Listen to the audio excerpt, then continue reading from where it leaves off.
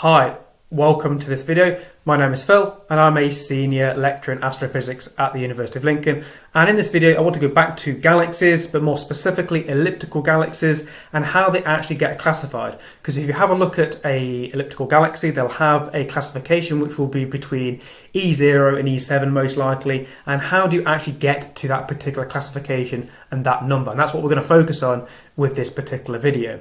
Now before we do that, let's just recap the Hubble galaxy classification system, and you may have come across this tuning fork diagram where you've got spirals on the right hand side here, and you can have normal spirals on the top and then barred spirals on the bottom. Sometimes you also have one in the middle, which is the intermediate spirals, and those are classified due to how tightly wound their spiral arms are, how much gas content they've got, things like that.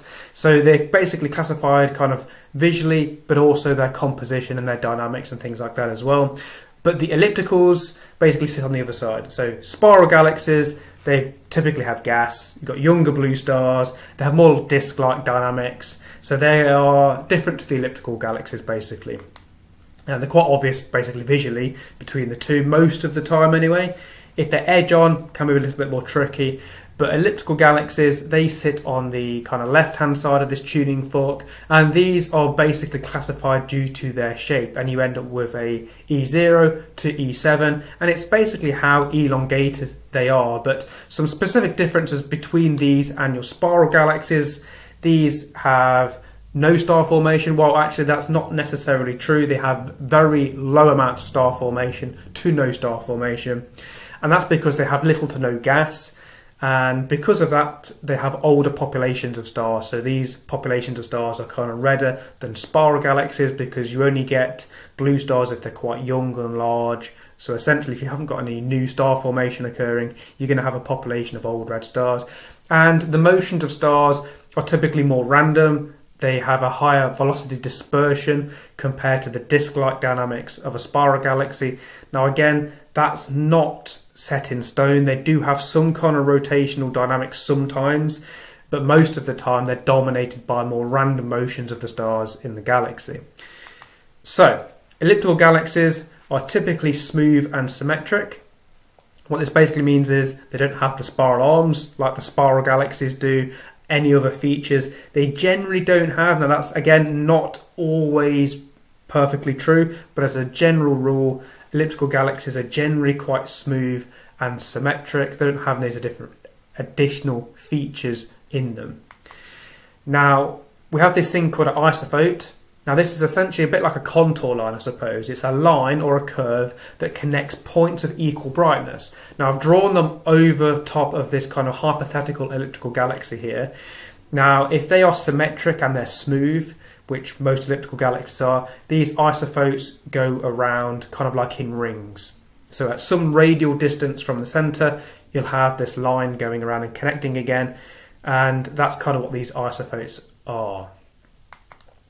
So basically, if we were to have a look at the axes of the galaxy's isophote, we would have a major, which is the A. That's the, so basically we've got an ellipse shape-wise, hence the name elliptical galaxies. The major axis is A, that's the longest length across the ellipse, and then you've got B, which is the shortest axis, which is the minor one.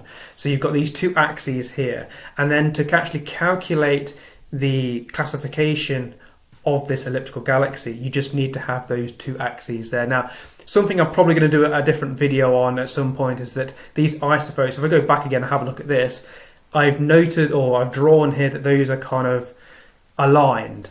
That isn't necessarily always the case. You can have like an isophote twisting, where they kind of twist as they get further out. I'm going to do a separate video on that. It's a bit more complicated.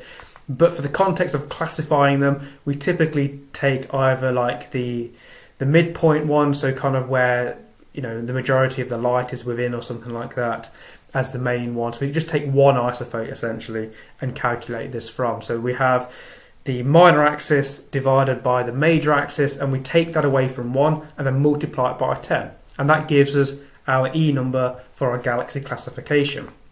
So how does it work? Okay, let's say we have a spherical elliptical galaxy here. So basically A and B are the same.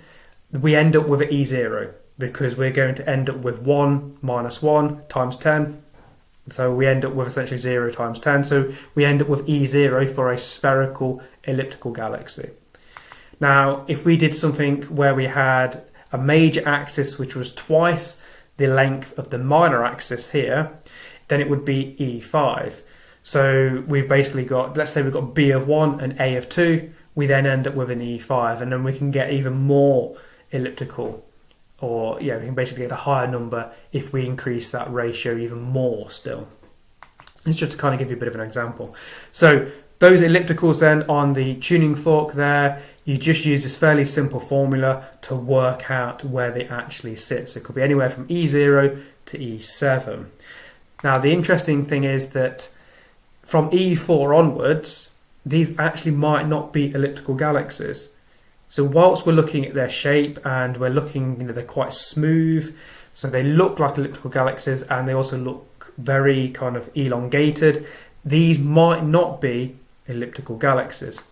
Now, why is that? Well, if we do detailed spectroscopic measurements, it might reveal that these E4 to E7 are more disk-like, so they actually are showing fairly significant rotational dynamics. And we saw at the beginning that actually most elliptical galaxies don't really have strong rotational dynamics. So if we've got these elliptical galaxies that are disk-like, then they're probably not true ellipticals. And what they actually are is they're most likely going to be lenticular galaxies that are disk-like that don't have the spiral arms. So they kind of have a smoother appearance, but they're kind of edge-on. And then we can't distinguish between elliptical galaxies and these lenticular ones because composition-wise, they have fairly similar composition. Like they have little gas, older populations of stars. The difference being lenticulars are more disky-like, they have disk-like dynamics, whereas the ellipticals generally don't. So thank you for watching, and if you enjoy or find these helpful, then do consider becoming a member of the channel. Help support the channel, and we also have extra videos in the members section. So thank you for watching.